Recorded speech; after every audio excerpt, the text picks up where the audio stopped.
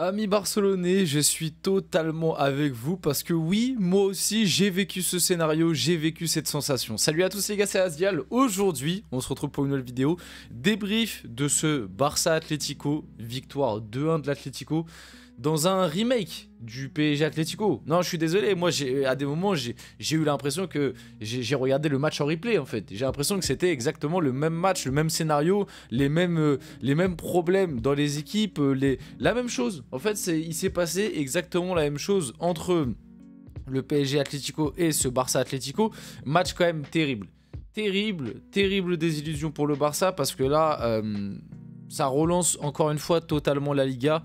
J'ai pas non plus envie de trop vite me prononcer parce que tu vois, il y a 2-3 semaines, je pense qu'on était quasi, enfin peut-être un peu plus maintenant, mais on va dire il y a 3 semaines grosso modo, je pense qu'on était tous unanimes pour dire que cette année le Barça était quand même très bien parti pour aller chercher la Liga. Et là au final, si le Real Madrid gagne les 2 matchs de retard qu'ils ont, ils auront 5 points d'avance sur le Barça. Je sais pas si on se rend compte, alors qu'il y a quelques temps, le Barça avait 7 points d'avance. Il y a 3 semaines, un mois, le Barça avait 7 points d'avance sur le Real. Et là, si le Real gagne ses 2 matchs en retard, le Real aura 5 points d'avance. Le Barça s'est totalement écroulé, la Liga est totalement relancée. Et comme j'ai dit, j'ai pas envie de me projeter, parce qu'il y a 3 semaines, on avait un discours différent. Mais là, j'ai limite envie de dire, le Barça a perdu la Liga. Pour moi, le Barça a perdu la Liga. L'Atlético, j'y crois pas. Moi, je vous dis, les gars, franchement, si l'Atlético arrive à gagner la Liga avec ce niveau de jeu, au bout d'un moment, c'est vraiment que la Liga, c'est un championnat hyper faible. Parce que moi, je suis désolé. À chaque fois, j'ai pas regardé tous les matchs de l'Atlético, mais cette année, j'ai dû voir 4-5 fois l'Atlético. À chaque fois que je les ai vus jouer, que ce soit en Ligue des Champions ou en Liga, à chaque fois, ils m'ont montré un niveau catastrophique. Alors moi, je suis désolé. Oui, certes, ces derniers temps, l'Atlético, ça allait un peu mieux, ça a gagné des matchs, etc.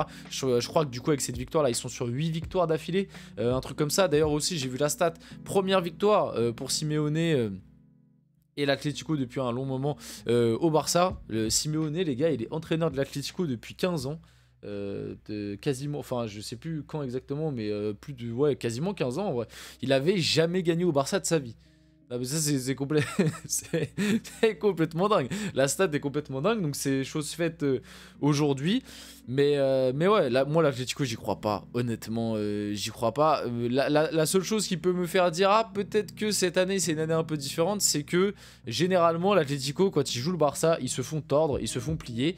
C'est ce qui s'est passé hein, dans le jeu encore une fois, une Atlético très pauvre, très faible, qui n'a absolument rien montré dans le jeu. Le Barça était largement au-dessus, largement dominateur dans le jeu, un peu comme le PSG en Ligue des Champions, mais l'Atlético qui fait ce hold-up. Voilà, le Cholismo n'est pas mort les gars, le Cholismo, voilà, la vidéo va ressortir, c'est quasiment sûr. Non mais ouais, pour le Barça c'est terrible. C'est terrible parce qu'en vrai t'as mis les ingrédients. Tu vois, en vrai, qu'est-ce qui t'a manqué de l'efficacité, un petit peu de réussite? Parce que pareil, on va aller faire un tour sur votre mot après, vous connaissez. Mais je crois que l'Atlético finit le match avec non, peut-être pas 2 tirs cadrés, parce qu'à un moment, Peña fait une parade, mais 3 tirs cadrés, quoi. En gros, ils ont eu 2-3 occasions, ils te mettent 2 buts, c'est terrible. Alors que toi, t'as eu quand même beaucoup d'occasions. Après, on parlera un peu des individualités, pardon. J'ai quelques trucs à dire. Bah, côté Barça, j'ai quelques trucs à dire, notamment sur le numéro 9, Pichichi. Non, parce que lui, ça fait quand même 2 matchs où il crève complètement l'équipe. Va falloir en parler du bon vieux polonais, du bon vieux Levant Disney, parce que là, ça commence à faire beaucoup. Mais ouais, sinon, sur le match, franchement, qu'est-ce que tu veux que je te dise sur le scénario du match? Si vous avez vu PSG Atlético, et bah, c'était la même chose. Voilà, il s'est passé la même chose. Le Barça avait le ballon, le Barça était dominateur, le Barça était protagoniste. Individuellement, en vrai, la plupart des joueurs du Barça ont fait leur match. C'est-à-dire que pour moi, on en reparlera vite fait après, mais Rafinha a fait son match, Pedri a été très bon, Casado, il y a cette erreur, mais je trouve quand même... Mais c'est vrai que ça commence à faire beaucoup, c'est Casado. Casado, ça fait quand même plusieurs matchs là où il te fait des erreurs qui coûtent des buts à chaque fois. Ça commence à faire beaucoup. C'est un jeune joueur, etc. On lui laisse du temps, mais t'es le Barça, tu dois aller chercher un titre en Liga, t'étais bien parti pour y aller. Casado, là, entre le carton rouge la dernière fois qui te fait faire match nul, plus il y a un autre match où il avait déjà fait une erreur qui avait coûté un but, plus là, encore une fois, il te coûte un but. Ça fait des points perdus. Mine de rien, ça te fait beaucoup de points perdus. pas que de la faute de Casado, parce que si sur ce match-là, le Barça colle ses occasions qu'ils ont devant, il y a 3-0 mi-temps normalement, et du coup, l'erreur de Casado est beaucoup moins préjudiciable. Mais, tu vois, c'est un ensemble. Mais Casado, il est quand même souvent sur la photo de famille. Donc, mais sinon, ouais, Gavi a fait le taf. Moi, ceux que j'ai trouvé vraiment au-dessus, c'est Pedri. Voilà, Pedri, il a été au-dessus. Je pense que voilà, c'est vraiment un tapin de dire ça, parce qu'en plus, il est buteur, mais il a été vraiment très très bon. Moi, j'ai beaucoup aimé la rentrée de Dani Olmo. Fermin Lopez, encore une fois, compliqué. Après, il est dans un rôle de latéral gauche un peu bizarre. Donc voilà, je suis en train de partir sur les individualités, alors que j'ai dit que je voulais le faire après. D'ailleurs, si vous êtes, je crois que je ne l'ai pas dit, si vous êtes là à ce moment-là de la vidéo et du débrief, ça veut dire que je pense que globalement, le débrief vous plaît. Donc n'hésitez pas. Le petit like, le petit commentaire, le petit partage. Voilà, n'hésitez pas, abonnez-vous, ça fait plaisir. Voilà, pour cette fin d'année, n'hésitez pas, c'est ça qui aide pour le développement de la chaîne. Donc ouais, le Barça qui a quasi... Enfin, en vrai, on peut pas savoir, mais en tout cas, la Liga, là, ça va commencer à être très très compliqué. Très très compliqué. L'Atlético passe devant toi avec 3 points d'avance, du coup, et je crois qu'en plus, ils ont un match en moins, non? Il me semble, l'Atlético, en plus, ils ont un match en moins que toi. Donc ça veut dire que là, ils te mettent 3 points avec un match en moins. Et le Real, si... Mais je crois que c'est vraiment ça en plus. Vous savez quoi? On va aller directement sur FootMob, comme ça on va pouvoir un peu voir toutes nos interrogations. Mais il me semble bien que là, l'Atlético te met 3 points avec un match en moins. Donc la victoire de 1.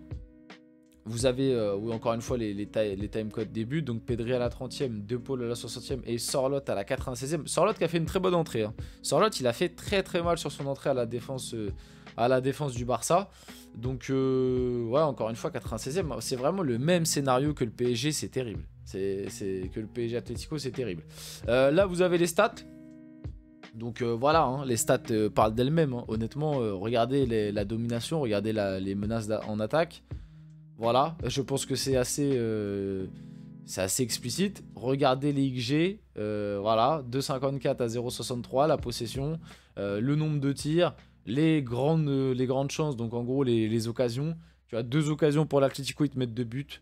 Le Barça est à 7. Et même si tu vas un peu plus en profondeur dans les stats, ça je l'ai vu passer sur Twitter, les gars, c'est complètement dingue. Regardez le nombre de frappes du Barça et où elles sont. C'est quasi que des frappes dans la surface, donc ça te montre quand même que c'est des très grosses occasions. Regardez les frappes de l'Atlético. Non, franchement, c'est complètement dingue. C'est complètement dingue. Et là, vite fait, t'as un petit peu les stats avancées. Regardez, c'est en full Blaugrana, quoi. Ouais, défense, il y a de l'Atlético dans les duels un peu, mais voilà, quoi. Le Barça a complètement dominé le match. C'est terrible d'en sortir avec une défaite. Vite fait, du coup, le classement, comme ce que je vous disais juste avant. Ah, du coup, niveau classement, c'est bien ça. Hein. L'Atlético qui est premier avec 18 matchs. Et du coup, ils ont 41 points, donc 3 points d'avance sur le Barça avec un match en moins. Non, franchement, là, ça commence à être chaud. Hein. Ah, ça commence à être chaud. C'est assez terrible. Hein. Là, le Barça... la Liga, et je vais pas dire que c'est mort définitif, mais là, tu prends quand même un sacré coup. Parce que moi, honnêtement, comme je l'ai dit, je vais pas faire le mytho, je vais pas je vais pas dire quelque chose... Enfin, je vais assumer ce que j'ai dit plutôt précédemment. Moi, il y a 2-3 semaines encore, j'étais quasi persuadé que le Barça allait pas faire un pli en Liga. Même quand le Real et l'Atlético ont commencé à recoller un peu, je pensais que le Barça allait re-enclencher une dynamique positive. Après, c'est vrai qu'il n'y avait pas Lamine Yamal aujourd'hui, encore une fois, mais bon, aujourd'hui, pour moi, c'est même pas l'absence de Lamine Yamal, parce que t'as été dominateur, et en soi, les occasions, tu les as. Et du coup, on l'a vu, le Real, ils ont 2 matchs en moins. S'ils gagnent leurs 2 matchs en moins, le Real reviendra, prendra 5 points d'avance sur le Barça. Donc, moi, j'ai bien aimé la rentrée de Dani Olmo. Ferran Torres qui a fait une sacrée passe D pour Lewandowski. On va parler vite fait de Lewandowski. Parlons un peu des individualités. Je pense que c'est important quand même pour finir la vidéo. Donc bon, Peña pas hyper assurant, même si à un moment il fait une belle parade. Casado fautif sur le but comme j'ai dit. Inigo Martinez, moi j'ai trouvé très très bon. Cubarsí a fait le taf. Baldé, j'ai pas trouvé ouf, pourtant là il est bien noté. Je l'ai pas trouvé dingue. Fermin Lopez, pas bon du tout. En même temps, à chaque fois qu'il joue dans ce rôle d'ailier gauche, je n'aime pas du tout le rendement de Fermin Lopez. Je le préfère dans l'axe. Mais Fermin Lopez, la saison est compliquée quand même là. Gavi, je trouve, a été plutôt bon.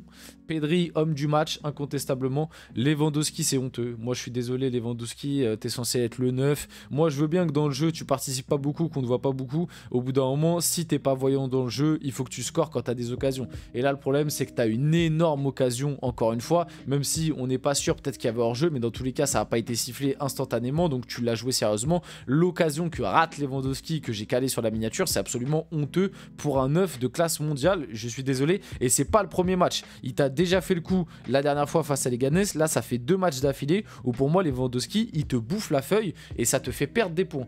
Rafinha a été bon. Malheureusement, pareil, il a buté, il a manqué d'efficacité. Et en plus, pour moi, il est quand même un peu fautif sur le deuxième but de l'Atlético à la fin de Sorloth.